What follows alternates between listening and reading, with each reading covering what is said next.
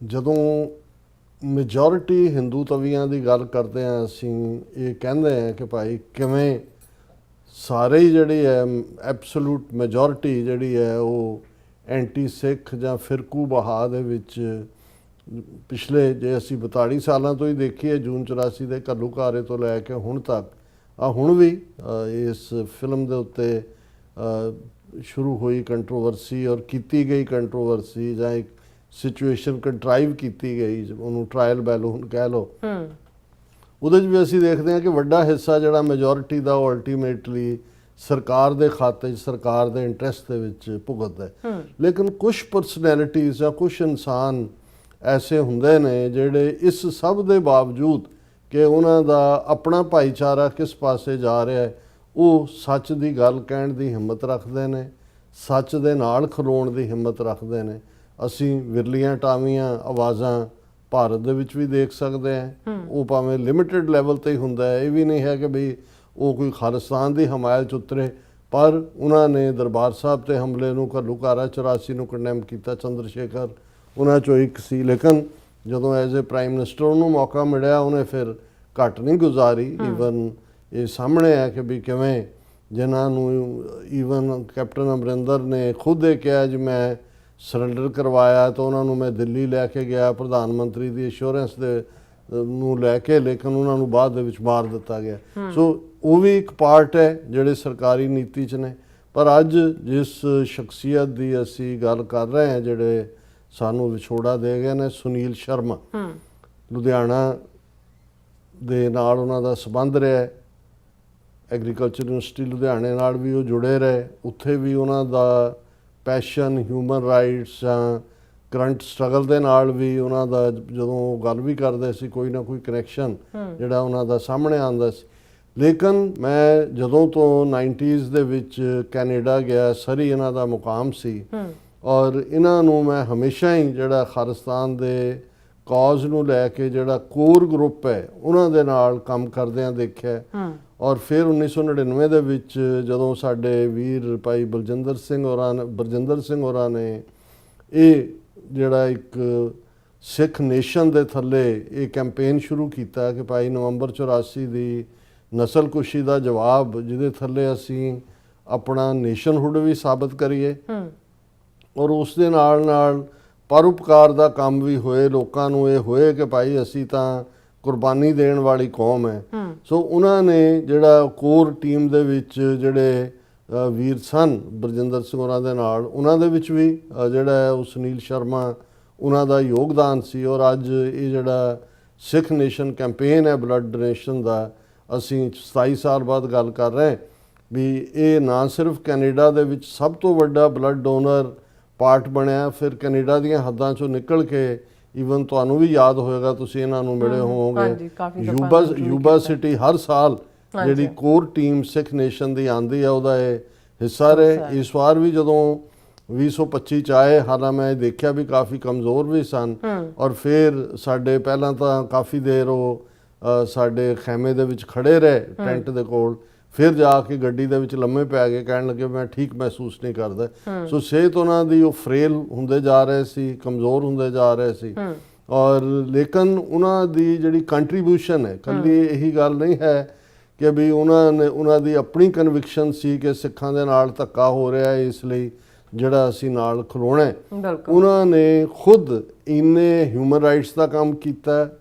ਹਰ seminar ਜਿਹੜਾ ਜਿਹਦੇ 'ਚ ਅਸੀਂ ਪਾਰਟਿਸਿਪੇਸ਼ਨ ਕੀਤੀ ਹੈ ਪਿਛਲੇ ਇਹਨਾਂ ਵਰਿਆਂ 'ਚ, ਉਹਨਾਂ ਦੇ ਮੇਨ ਆਰਗੇਨਾਈਜ਼ਰ 'ਚੋਂ ਹੁੰਦੇ ਸੀ। ਜਿਹੜੀਆਂ ਧਿਰਾਂ ਇੱਕ ਦੂਜੇ ਦੇ ਨਾਲ ਕਮਿਊਨੀਕੇਟ ਨਹੀਂ ਵੀ ਕਰਦੀਆਂ ਕਿ ਇੱਕ ਦੂਸਰੇ ਪ੍ਰਤੀ ਜਿਹੜਾ ਬਿਲਕੁਲ ਕਾਟਾ ਮਾਰਿਆ ਹੁੰਦਾ ਸੀ, ਸੁਨੀਲ ਸ਼ਰਮਾ ਦੇ ਵਿੱਚ ਇਹ ਗੁਣ ਸੀ ਕਿ ਉਹਨਾਂ ਨੇ ਸਾਰਿਆਂ ਦੇ ਨਾਲ ਹੀ ਕਮਿਊਨੀਕੇਸ਼ਨ ਰੱਖੀ ਹੁੰਦੀ ਸੀ। ਇਸ ਲਈ ਉਹ ਹਰ ਪ੍ਰੋਗਰਾਮ ਦੇ ਉੱਤੇ ਸਭ ਨੂੰ ਜਿਵੇਂ ਲੜੀ ਕੰਮ ਕਰਨਾ ਹੁੰਦਾ ਹੈ, ਉਹਨਾਂ ਦਾ ਜਿਹੜਾ ਇਹ ਰੋਲ ਰਿਹਾ ਸਾਰਾ। ਔਰ ਇਸ ਪੀਰੀਅਡ 'ਚ ਉਹਨਾਂ ਨੇ ਜਿਹੜਾ ਲੇਟੈਸਟ ਮੈਨੂੰ 2 ਮਈ ਨੂੰ ਜਦੋਂ ਕਿ ਖਾਲਿਸਤਾਨ ਡੈਕਲੇਰੇਸ਼ਨ ਡੇ ਦਾ ਇੱਕ ਵੱਡਾ ਸਮਾਗਮ ਜਿਹਦੇ 'ਚ ਡਾਕਟਰ ਇਕਬਾਲ ਚੀਮਾ ਵੀ ਆਏ ਔਰ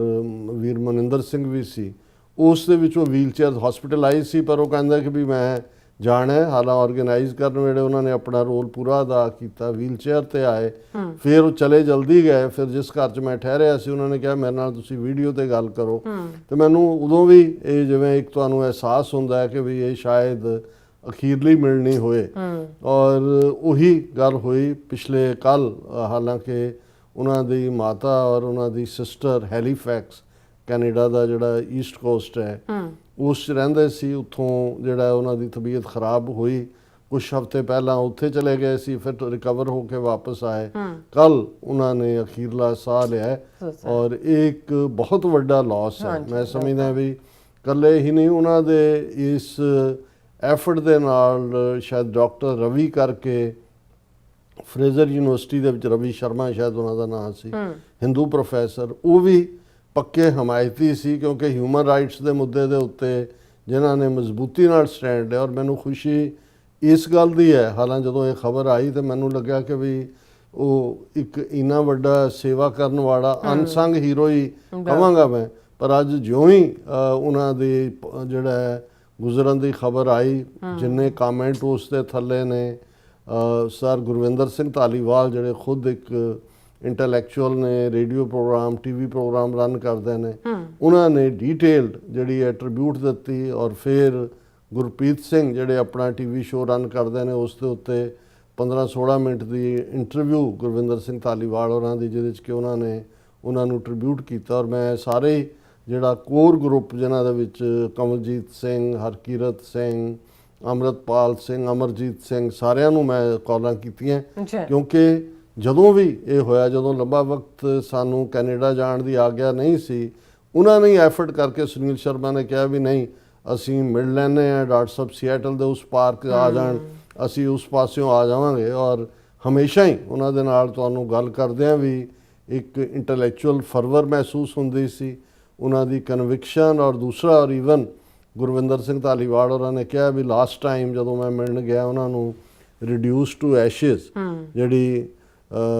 ਨੇਪਾਲ ਦੇ ਵਿੱਚ ਪਬਲਿਸ਼ ਹੋਈ ਕਿਤਾਬ, ਔਰ ਹੁਣ ਕਿਉਂਕਿ ਜਦੋਂ ਸਰ ਜਸਵੰਤ ਸਿੰਘ ਖਾਰੜਾ ਦਾ ਜ਼ਿਕਰ ਸਤਲੁਜ ਫਿਲਮ ਦੇ ਹਵਾਲੇ ਨਾਲ ਚਾਰ ਚੁਫੇਰੇ ਹੋ ਰਿਹਾ, ਇਹ ਰਿਪੋਰਟਿੰਗ ਇਨਫੈਕਟ ਜਿਹੜੀ ਇੰਡੀਆ 'ਚ ਉਹਨਾਂ ਨੇ ਨਹੀਂ ਸੀ ਛਪਣ ਦਿੱਤੀ, ਅਣਪਛਾਤੀਆਂ ਲਾਸ਼ਾਂ ਦੀ ਦਾਸਤਾਨ ਸੀ, ਅੰਗਰੇਜ਼ੀ 'ਚ ਸੀ। ਇਸ ਦੇ ਵਿੱਚ RN ਕੁਮਾਰ ਔਰ ਜਸਪਾਲ ਸਿੰਘ ਢਿੱਲੋਂ, ਅਮਰੀਕ ਸਿੰਘ ਮੁਕਤਸਰ ਔਰ ਬੀਬੀ ਜਸਕਰਨ ਕੌਰ ਜਿਹੜੇ ਹਾਰਵਰਡ ਦੇ ਲਾਅ ਗ੍ਰੈਜੂਏਟ ਸੀ, ਇਹਨਾਂ ਸਾਰਿਆਂ ਦਾ ਬਹੁਤ ਵੱਡਾ ਰੋਲ ਸੀ ਇਹ ਸਾਰੇ। ਔਰ ਉਸ ਦਾ ਪੰਜਾਬੀ ਰੂਪਾਂਤਰ ਜਿਹੜਾ ਛਪਿਆ ਔਰ ਉਹ ਉਹਨਾਂ ਨੂੰ ਭੇਟ ਕਰਨ ਗਏ ਕਿਉਂਕਿ ਇਹ ਉਹਨਾਂ ਦਾ ਜਿਹੜਾ ਸੁਨੀਲ ਸ਼ਰਮਾ ਹੋਰਾਂ ਦਾ ਇਹ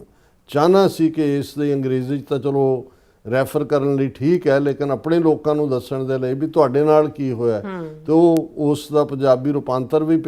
ਜਿਹੜਾ ਭੇਟ ਕਰਨ ਗਏ। ਉਹਨਾਂ ਦੀ ਉਹ ਪਿਕਚਰ ਵੀ ਟੈਕਨੀਕਲ ਟੀਮ ਨੂੰ ਮੈਂ ਕਹਾਂਗਾ ਕਿ ਉਹਨਾਂ ਦੇ ਘਰ ਜਦੋਂ ਉਹ ਜਾਂਦੇ ਨੇ ਤਾਂ ਗੁਰਵਿੰਦਰ ਸਿੰਘ ਉਹਨਾਂ ਨੂੰ ਉਹ ਭੇਟ ਕਰ ਰਹੇ ਨੇ। ਔਰ ਆਪਣੇ ਜਿਹੜਾ ਲਿਖਤ ਦੇ ਵਿੱਚ ਗੁਰਵਿੰਦਰ ਸਿੰਘ ਉਹਨਾਂ ਨੇ ਕਿਹਾ ਕਿ ਗੱਲਾਂ ਕਰਦਿਆਂ ਔਰ ਜਿਹੜੀ ਲਾਸਟ ਜਿਵੇਂ ਉਹ ਕਹਿੰਦਾ ਵੀ ਮੈਨੂੰ ਕਹਿਣ ਲੱਗੇ ਕਿ ਧਾਲੀਵਾਲ ਸਾਹਿਬ ਮੇਰੀ ਚਾਹਨਾ ਹੈ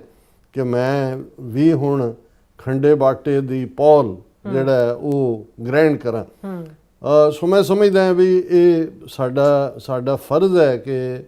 ਜਿਹੜੇ ਸੱਚ, ਹੱਕ, ਇਨਸਾਫ ਦੇ ਰਸਤੇ ਤੇ ਤੁਰੇ, ਅਸੀਂ ਅਹਿਸਾਨ ਫਰਾਮੋਸ਼ ਕੌਮ ਨਹੀਂ ਹੈ, ਮੈਜੋਰਿਟੀ ਹਿੰਦੂ ਅਹਿਸਾਨ ਫਰਾਮੋਸ਼ਾਂ ਵਾਂਗ। ਜੇ ਸ਼ੇਰ ਮੁਹੰਮਦ ਖਾਨ ਨਵਾਬ ਮਲੇਰਕੋਟਲਾ ਨੇ ਹਾਂ ਦਾ ਨਾਰਾ ਮਾਰਿਆ, ਅਸੀਂ 3 ਸਦੀਆਂ ਬੀਤਣ ਬਾਅਦ ਵੀ 47 ਦੇ ਪਾਗਲਪਨ ਦੇ ਦੌਰ 'ਚ ਵੀ ਸਿੱਖਾਂ ਨੂੰ ਨਹੀਂ ਭੁੱਲਿਆ। ਸੋ ਅਸੀਂ ਸਮਝਦੇ ਹਾਂ ਕਿ ਵਿਰਲੇ ਟਾਵੇਂ ਨੇ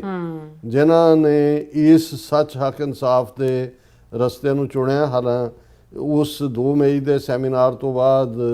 ਜੂਨ ਦੇ ਮਹੀਨੇ 'ਚ ਜਿਹੜਾ ਇੱਕ ਵੱਡਾ ਸੈਮੀਨਾਰ ਉਹਨਾਂ ਨੇ ਆਰਗੇਨਾਈਜ਼ ਕੀਤਾ, ਜਿਹੜੀ ਉਹਨਾਂ ਦੀ ਚਾਹਨਾ ਸੀ, ਜਿਹਦੇ 'ਚ ਕਿ ਬੀਬੀ ਪਰਮਜੀਤ ਕੌਰ ਖਾਲੜਾ ਮੁੱਖ ਸਪੀਕਰ ਦੇ ਤੌਰ ਤੇ ਆਏ, ਹੋਰ ਵੀ ਸਨ, ਉਸ ਦੀ ਸਟੇਜ ਵੀ ਉਹਨਾਂ ਨੇ ਕੰਡਕਟ ਕੀਤੀ। ਸੋ ਮੈਂ ਸਮਝਦਾ ਵੀ ਹੋਰ ਤੁਸੀਂ, ਉਹਨਾਂ ਦੀ ਕੋਈ ਉਮਰ ਬਹੁਤ ਜ਼ਿਆਦਾ ਨਹੀਂ ਸੀ, 62 ਸਾਲ ਦੀ ਉਮਰ ਸੀ, ਜਿਹਦੇ 'ਚ ਕਿ ਉਹ ਤੁਰ ਗਏ। ਔਰ ਅਸੀਂ ਜੀਵਨ ਦੇ ਅੰਦਰ ਜੋ ਆਉਂਦਾ ਹੈ ਉਸ ਦੇ ਸਾਹਮਣੇ ਰੱਬ ਨੇ ਉਹ ਮਿਸ਼ਨ ਵੀ ਰੱਖਿਆ ਹੁੰਦਾ ਹੈ, ਉਹੀ ਪ੍ਰੇਰਨਾ ਜਿਹੜੀ ਹੈ ਔਰ ਹੁਕਮ ਦੇ ਵਿੱਚ ਹੀ ਉਹ ਸਾਰੀ ਖੇਡ ਵਾਪਰ ਰਹੀ ਹੁੰਦੀ ਹੈ। ਪਰ ਅਸੀਂ ਆਪਣੇ ਵੀਰ ਸੁਨੀਲ ਸ਼ਰਮਾ ਉਹਨਾਂ ਦੀ ਯਾਦ ਨੂੰ ਸਮਰਪਿਤ ਹੀ ਇਹ ਅੱਜ ਦਾ ਪ੍ਰੋਗਰਾਮ ਵੀ ਉਹਨਾਂ ਦੀ ਯਾਦ ਨੂੰ ਸਮਰਪਿਤ ਕਰਦੇ ਹਾਂ ਅੱਛਾ ਤੇ ਗੁਰੂ ਚਰਨਾਂ 'ਚ ਅਰਦਾਸ ਵੀ ਕਰਦੇ ਹਾਂ ਕਿ ਦੇਹੋ ਸਜਨ ਅਸੀਸੜੀਆਂ ਜੋ ਹੋਵੇ ਸਾਹਿਬ ਸੋ ਮੇਲ। ਜੇ ਉਹਨਾਂ ਨੇ ਆਪਣਾ ਜੀਵਨ ਇਸ ਸੱਚ ਦੇ ਰਸਤੇ ਨੂੰ ਅਪਣਾ ਕੇ ਜਿਹੜਾ ਉਹ ਅੱਗੇ ਵਧੇ ਤੇ ਫਿਰ ਵੀ ਇਨਸਾਨ ਹੈ ਅਸੀਂ, ਇਨਸਾਨੀ ਜਾਮੇ ਦੇ ਅੰਦਰ ਬਹੁਤ ਸਾਰੀਆਂ ਭੁੱਲਾਂ ਹੁੰਦੀਆਂ ਨੇ। ਔਰ ਇਹੀ ਕਬੀਰ ਸਾਹਿਬ ਦੇ ਵੀ ਜਦੋਂ ਕਹਿੰਦੇ ਨੇ ਕਿ ਅਬ ਕੀ ਬਾਰ ਬਖਸ਼ ਬੰਦੇ ਕੋ ਬਹਰ ਨਾ ਭੌਜਲ ਫੇਰਾ, ਸਤਿਗੁਰੂ ਉਹਨਾਂ ਨੂੰ ਆਪਣੇ ਚਰਨਾਂ 'ਚ ਨਿਵਾਸ ਦੇਣ ਔਰ ਪਰਿਵਾਰ ਨੂੰ ਭਾਣਾ ਮੰਨਣ ਦਾ ਬਲ ਬਖਸ਼ਣ।